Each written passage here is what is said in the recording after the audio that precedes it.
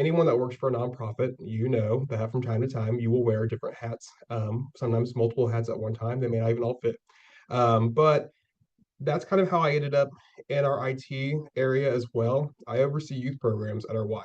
But back in December, we began a CRM transition, and IT kind of became one of those unofficial hats that I wear. Um, Despite being a smaller Y with fewer, full-time staff, honestly, fewer resources than a larger Y, you have to get creative. And so our team is very creative and we like to experiment with different softwares and solutions. We switch around different things from time to time. Um, Early on, though, our CEO, Trish Severns, was very big on us utilizing AI tools, especially ChatGPT. So that's become a very big thing that we use at RY daily, I would say. I was one of those people that was skeptical about AI. When it first started becoming big, I was thinking of Terminator and the end of the world and all that good stuff with AI. So around, I would say January or February of this year, I started utilizing ChatGPT. I just gave it a chance. And I was quickly impressed by what it can do, and even since then, how it's improved. For me, the biggest kind of light bulb moment though was when I entered in information about our summer day camp program, our traditions, our structure, how we do our groups, ages, things like that, our theme weeks that we have for the 9 weeks of summer.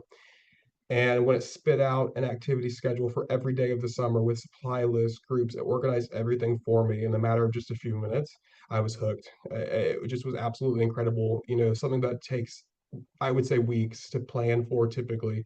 My entire summer was planned for me in a matter of minutes. And ever since then, I've just loved it. RY right now, if I was doing the poll, I would say we are in the actively experimenting section. The two biggest tools that I would say we use literally every single day is ChatGPT, and we use Read AI, the AI note taker for meeting minutes. Those have been two really big things for us. ChatGPT is because we are now paid users too, by the way. We love ChatGPT, but we utilize it to help us be more efficient. I'm really big about saving time and saving money, especially in my work. And so anything that I can do to be more efficient with my time is amazing. We use it to how do we draft this response to this email in a way that is consistent with our values as well as, with enough empathy and kindness and compassion as well as consideration.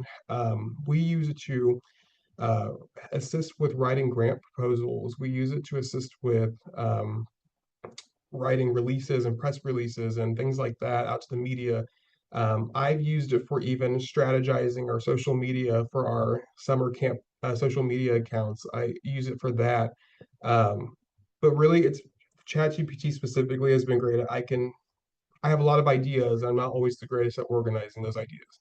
So I can type into ChatGPT what I'm thinking, and it does a really good job of here's the steps you can take, actionable steps to execute that plan. Here's what may or may not work, that kind of thing. The AI note taker, we specifically read AI, but there's other options out there, has been great because it basically attends our meetings. So if you're in person, person who's taking meeting minutes, their laptop dies or something along those lines, and you don't have those meetings minutes from that committee meeting or something like that, you have this option that is not necessarily going to be 100% accurate all the time, but it's going to be pretty close. Or if whoever's taking the meeting minutes missed something, there's a really good chance you can go back to that AI note taker and see what was brought up in the conversation. Odds are you'll find what you missed. So while it's not 100% accurate, it's really, really good at assisting you.